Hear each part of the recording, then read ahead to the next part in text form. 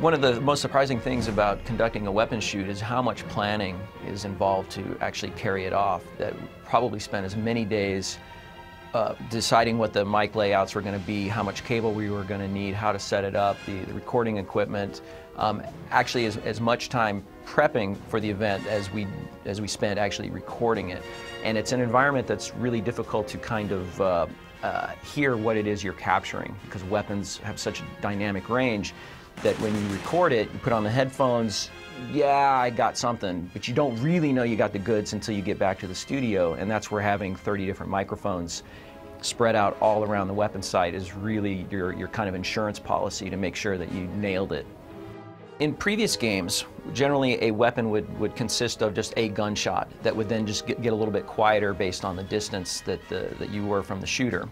For this game, it was really important that we create, if you can think of like onion layers, that you're peeling them away. And so when you hear an NPC firing in our game, if he's very far away, you're hearing the distant elements that we captured at the weapon shoot. As he's getting closer, we're starting to blend in the midfield elements.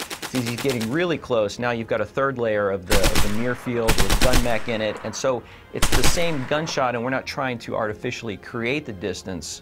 We actually captured it in that way. But to do that, we needed a huge collection of microphones spread out over a great distance so that we could then go back to the studio, resynchronize all the elements, blend them together so that you would get this real seamless sense of distance from near to far. So to capture the near field elements for our weapons, we had mics actually on the shooter, lavalier mics that he would wear. We had mics very in close proximity to the gun that were just directly underneath it or directly to the side of the weapon within 3 feet. We had other mics, again pointed very near field, maybe right over the weapon shooter at about 10 feet over his shoulder.